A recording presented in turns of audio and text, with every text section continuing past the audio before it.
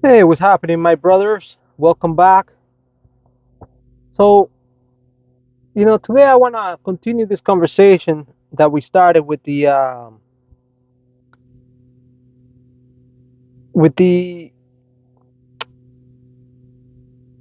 MGTOWs and the rainbow community and the traditionalists. And this is gonna be a video about everything. You know how I put them together. I put them together. I like to tell you the story of how things came to be. You see, I like to tell you. Um, my story anyways, right? My story, my perception of how it all came to be. How did we end up in this mess? So I want to give you a perspective on just that. And the reason why I say my perspective is because there are people out here saying that the truth is not just one thing, but it's many things. That that there's not just one truth, but that there are multiple truths, and that each of us has within us a truth of his own, of his or her own. And I don't know whether that's true or not, uh, but I think it'll be a bit of a stretch for me to tell you that this is the absolute truth. Uh, and so this is the truth, as much as I can say that it is the truth. And so I'm honored today to be able to share this with you. You see. Um, so where were we? We were talking about how how the Christian conservatives couldn't defend the family, and some of you wanted to know what the details of some of that stuff were. You say, Sweetpadre, how is it exactly that they could not defend the family? You said they really tried. You said they really tried to defend the family against uh, the Rainbow Coalition. And well, let's put it like this: it's a fascinating story because the church was involved in the process too. You see, since the medieval times, we have to remember that the church opposed homosexualism in all of its fronts. You see, uh, the church saw sexuality as a way to create offspring. In fact, during the Inquisition, it was a crime. Well, excuse me, there were many Inquisitions. There was the Spanish Inquisition, there was the Portuguese Inquisition, along with some lesser others. But especially during the Spanish Inquisition, it was a crime to be a homosexual. It was believed to be, as I believe uh, it to be, a lack of morality. And if you happen to be gay and you're watching this, well, these are my beliefs. What are you gonna do about it? So, but that's the way the church saw it. The church saw this as a lack of morality. There was the evidence of the anatomy of the human body, right, and how the male phallus is perfectly designed to copulate with a female of the human species, and of course, there's always the connection of the physical body with the spirit, right, and any decadence that um, that comes to the body is also reflected in those things that we cannot see, but that nevertheless are very profound, things that are within us, things that perhaps we cannot fully understand, that we cannot fully grasp, but yet they are nevertheless very important. And so we have the situation where um, in today's day and age, hundreds of years after the Inquisition, hundreds of years after the beginning of the Enlightenment era, the end of the Middle Ages, the beginning of the Age of Reason, right? Now we have a church. Today we have a church that is weak, a church that is weak because they they play their part in opposing themselves to science. Um, and if you don't know what the church did to Galileo, how they jailed him, it's a story that is worth looking into. You know, um, because the church used to say that we were at the center of the universe, and you know, modern science, the Enlightenment science, was saying otherwise. And so this was considered a heresy. It was heretic to say to go against the dictates of the church, and so many people suffered. But one of those things that was also heretic was homosexuality. And so we have a situation where the church opposed this in all fronts. You see, and now in today's day and age, uh, when the homosexual community or the Rainbow Coalition uh, clashes once more with the religious folks, right? Because they've always been at war. The religious people have always been at war with the Rainbow Coalition. You see, um, they find that at least the Christian churches, right? The Christian denominations, as well as the Catholic Church, they're all greatly weakened. They've been weakened by this modern age of science and technology and innovation. You see, and that's not to say that the church did not play a role in some of this innovation. Of course, they did. Many of the monks of yore uh, were the early innovators, of the Enlightenment era, including Sir Isaac Newton, among others. So, um, what I like to say now is that there were some questions raised. You see, the some questions that the church and those who participate in it cannot um, fully answer. They cannot get away from, and this is what opened the doors to the churches accepting uh, the modern day um, rainbow um, coalition as we know it. That's why you see um, the gay flag flying on some churches. You see, so what exactly was said? What exactly was said inside these inside the battlefield of the mind, right? What exactly took place in this in this hodgepodge of ideas and interchanges of verbal discourse? Well, like I said, there were some questions raised, right? First off, we can say, that the Rainbow Coalition had the church on the ropes when they ask a very simple question, and the question is, well, if God doesn't make mistakes, right? Why are we here? You see, we must exist because God wanted us to exist. You see, and so there's nothing that the church could say to that. Um, Especially since behind this was um, the knowledge that um, it wasn't just free will, but that was leading these people to take these actions. The action of being homosexual, but also um, the notion that perhaps that was their nature. You see, that it wasn't just a choice that they had made, and so the church was hard pressed to answer that question. The question that if God doesn't make mistakes, why do the gays exist? You see, and so that's one of the questions that they couldn't answer.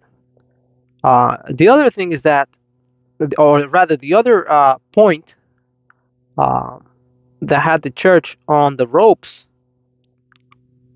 was this notion that, hey, if if we're all children of God, right? If we're all children of this magnificent being that created us all, and we're all equal in the eyes of God, why are some of us being discriminated against? And and so that's the other, that's another issue that the church had to contend with, right? And so the church was forced to capitulate to the gay community in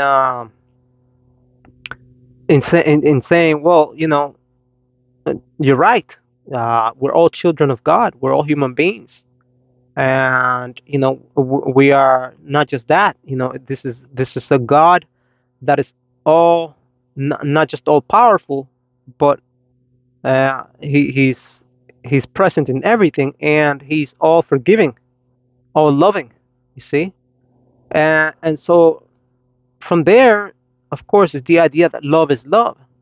You see, um, which is a much more complicated issue. And I'm not going to go into this right now, but we can in a future video, or maybe perhaps at the end of this one. Um, but as it came to women, and that this is what we here in the MGTOW communities, in the MGTOW community, um, tend to pay more attention to, right? When it comes to women, um, there's the idea that, hey, if women are children of God, just like we are, just like we men are, right? Um, then why do they have to be submissive? Why do they have to live under the yoke of you know of another child of God, as opposed to them being free to be just as they are, you know, with a direct connection to the to the Creator. So this idea of submission, you know, the Christian conservatives, they could not defend this idea of submission, to have another human being uh, be in contact with the creation through them. It didn't stand on those, on its own ground, and so freedom wasn't just a thing for men. It was a matter of, women are or should be as free to be in direct contact with creation as any man is. And so these were some of the things um, that led to the creation of the status quo. What the present situation that we have now. Um, and so all these ideas, you see, now we have a gay community that is stronger. Now, I am not a homosexual. Like I said, I'm a monk. I'm a MGTOW monk. I have children, and I do not feel attracted to, uh, I don't feel attracted to men. I don't feel attracted to people of the same sex. It's not my thing. So, but I think it's very important for us to analyze all this situation. This history. I find it very beautiful, very fascinating. With the church involved, or the different churches involved. Um, and of course, we have, if we look at history, we find that um, those in the religious organizations have always founded organized religion. That is, they found it necessary to keep women in a certain role. You see, and so the modern woman wasn't putting up with that anymore. Now you say, Sweetpadre, I thought you were talking in the interest of men, and I am, and I have to say, that women are running rampant, that the religious um, organizations that held their hypergamy in check for the benefit of society, arguably for the benefit of society, um, have withered away, and as a result, we have this this current state of affairs that doesn't really benefit many people, except the state, except those few within the tight confines of the state who benefit from it all. And so I'm not saying that the women don't hurt men, not at all. In fact, their hypergamy, their propensity to sleep around, their promiscuity, right? Their promiscuity, their hypergamy, along with many other issues, and the fact that there still exists the expectation in many of society's members uh, that men should be married. This is very hurtful to men, very hurtful to men, and so, but the traditional conservatives, uh, many of them within religious organizations, uh, they find it perfectly okay for a man to be married, even at this day and age. And as a MGTOW, of course I oppose that. Of course that marriage hurts men because it turns them into servants. Servants not just for the woman but for the state as well. The sacrifices that the average man has to make in order to keep a family afloat.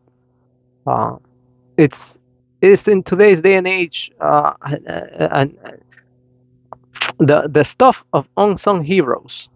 You see, and many men unfortunately succumb to this notion of marriage due to social pressure and the manipulation of a being that doesn't have his best interest at heart.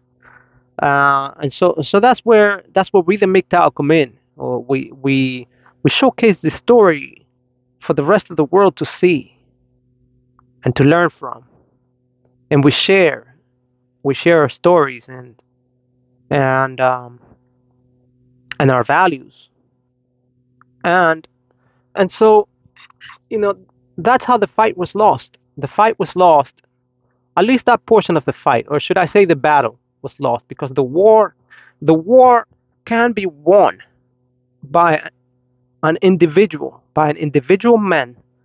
uh, the war doesn't have to be over. You as an individual can still be free. You can still, excuse my accent, you can still be free as an individual if you choose not to marry, if you choose not to bring a woman into your dwelling, uh, and if you choose to not have kids or to wait until very late in life uh, to have children, so as not to become a ward, a property of the state, because that's what you'll become.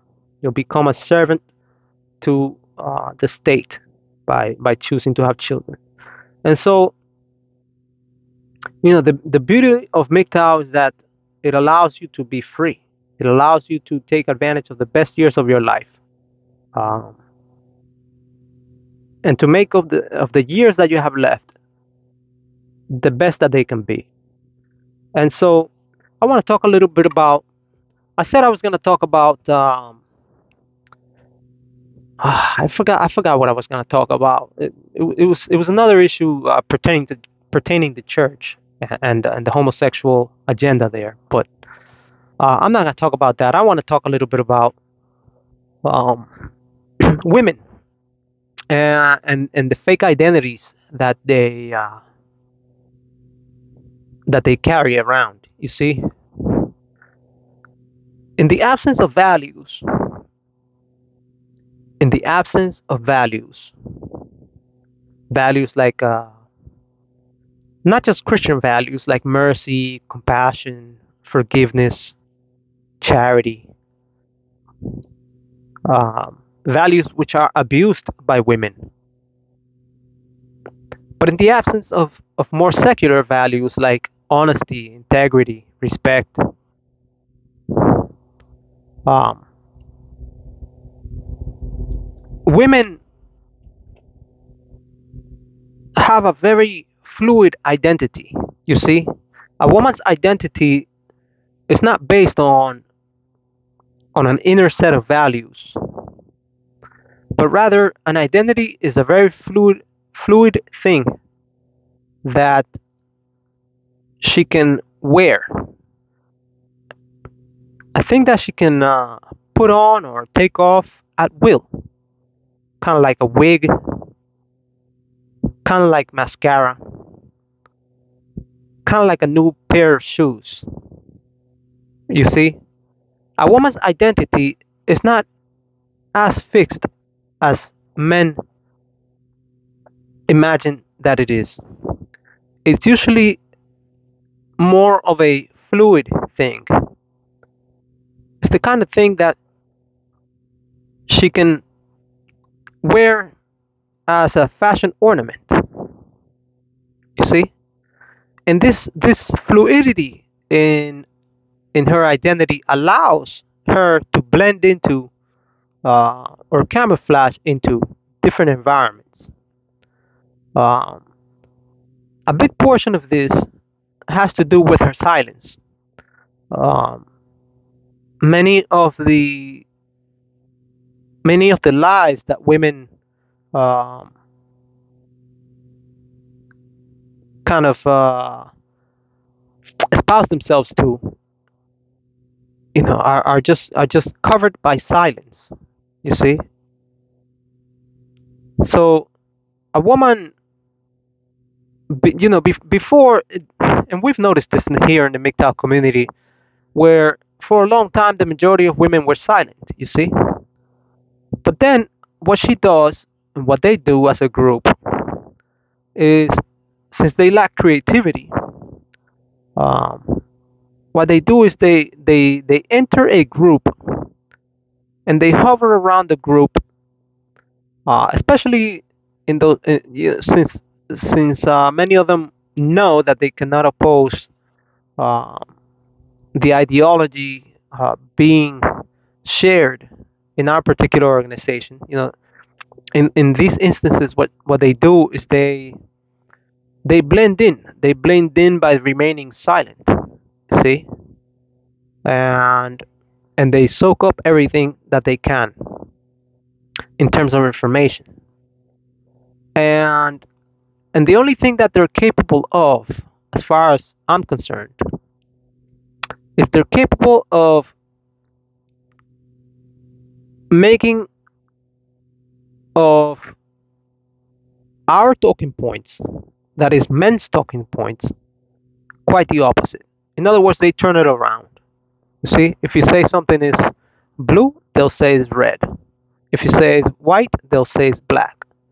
You see, and but this doesn't happen right away. Like I said, they first blend into the program, into the social um, organization that we have, whatever that organization may be, right? Soak up the information and then turn things around. Turn things around because that means power to them. You see, and so women enjoy. They enjoy um, creating a situation where um, transgression is the norm. You see, and you know you got people that say, well, women are rule breakers, and it's not that the rule breakers, no, it's that they enjoy uh, being transgressive, but they don't enjoy it necessarily as a method of defiance. You see, because that'll be too much. You see, they enjoy it just for its own sake. You see, and so you know, you find that they're always pushing the line. The women are always pushing the line to see what they can get away with. And you know, some say that, or I'm willing to assume that perhaps one of the reasons why they do this is because um, our structure, or the structures that we set up as men, in order to have peace and harmony and organization in a society. Um, they find them offensive, and they find them offensive because they're unable to create those structures themselves, and therefore they're unable to create the society in which they live. You see, and out of envy, they destroy. You see, and that's where they find joy. They find joy in the transgression. That they find joy in the transgression because they know that they're incapable of creating what men are capable of creating. And anyways, but back to this idea of an identity. You see, because uh, it's not that they don't have an identity. Is that identity to them is very fluid. In fact, it's not just their own identity that is very fluid. Truth for women is very fluid in the same sense. You see, the way in which women perceive time, and I'm gonna do a whole entire video on the way that women perceive time, because uh, we men, you know, many of us are under the assumption that that time is perceived equally by men and women, um, and that's just not true. You see, we have within each of us a a we carry within each of us a an idea of time and our own unique way of perceiving time and how time passes and what time is. Uh, but generally speaking, men and women perceive time in different ways. Our reality is different as a result of it. For men, time is a very linear thing, for most of us, anyways. And but for women, it is not. You know, and this time that we deal with today, the construct of time, right?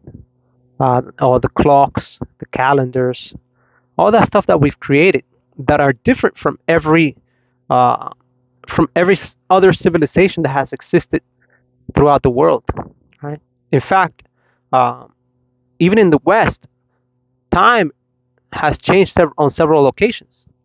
Um, and of course, we know that time is derived from the movement of the celestial bodies. We know that, the passing of the sun, or rather, our passing through um, and going around the solar system, right?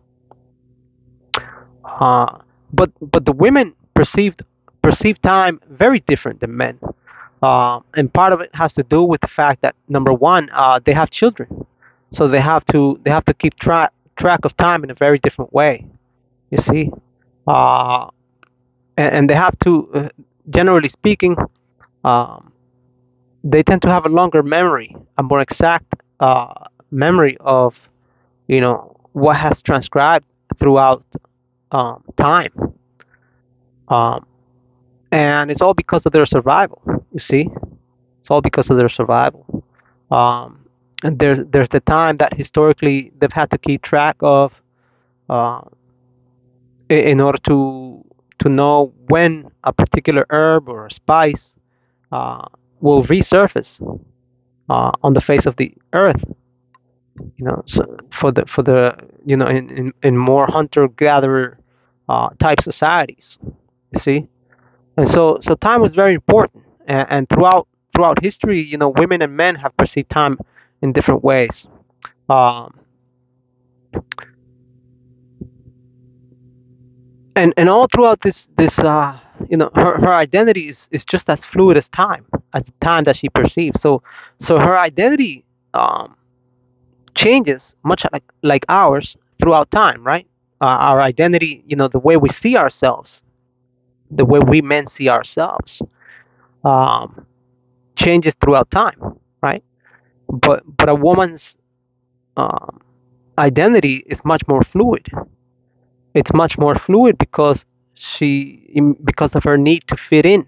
You see, she has to be able to abandon an identity, uh, like a snake that just leaves her shell behind.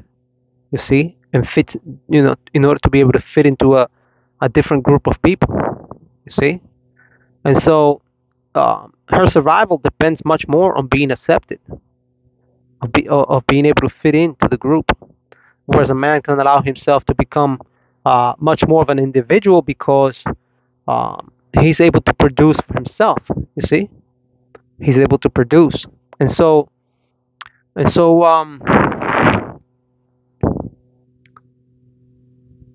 and truth. You see, truth is very fluid for her, and so is her identity. Um, and so with every outfit that she tries, with every outfit that she puts on, with every lipstick that she puts on her, every color of lipstick that she puts on her lips, um, every different pair of shoes, she takes on this new persona. You see, and she goes about testing the reactions of the world, um, to this identity that she's trying on, and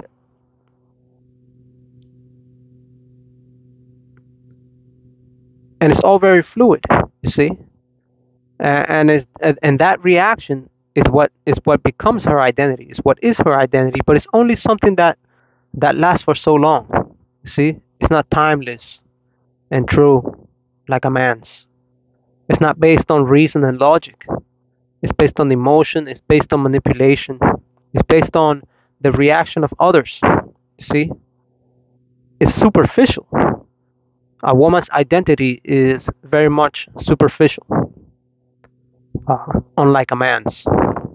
And so we men, we go about, when there's some of us that for whom sex is not enough. You see, for myself, sex. I know I can say that for myself. Sex was never enough for me.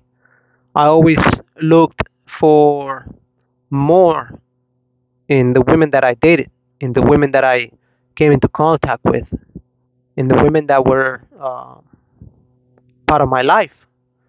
There was this idea that perhaps they were more than what I was seeing. Perhaps they were more than what I was experiencing. This idea that they could, uh, with a little introspection, you know, uh,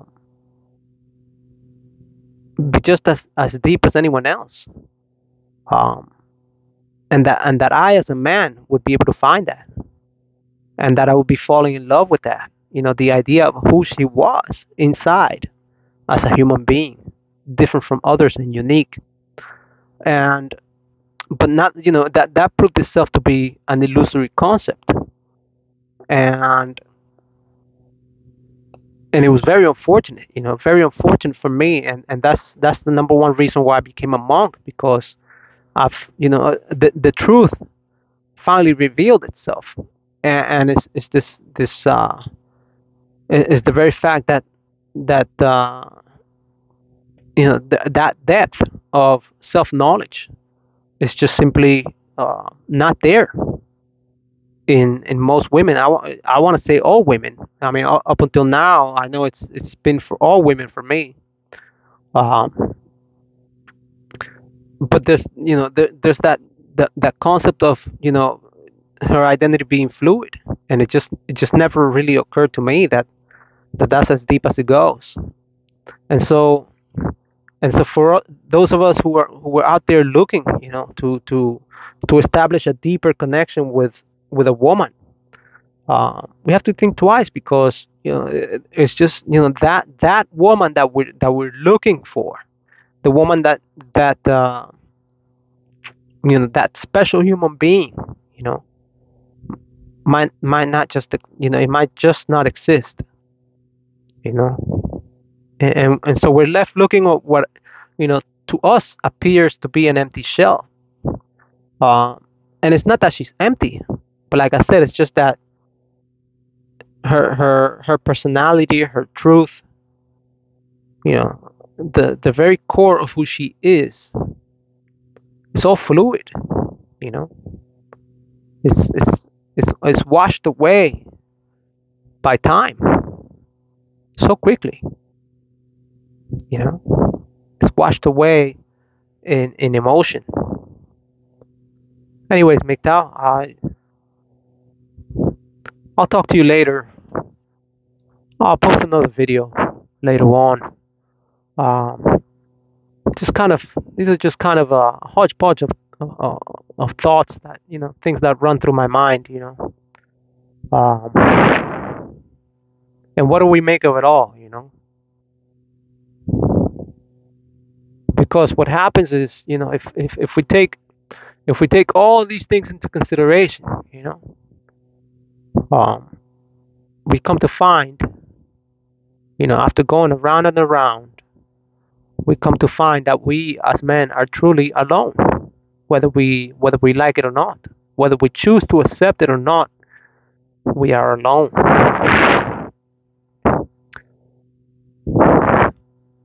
And so every man is a MGTOW, whether he realizes it or not. And it's all because it's it's the inherent nature of what women is, what women are. And so, what is a woman? That question remains. What is a woman, right? Should we follow the steps of the deconstructionists and say, well, um, perhaps we can't arrive at a real set definition of what she is, and we will never know, right? We'll never know. Anyways, thank you for watching, guys. I'll talk to you later.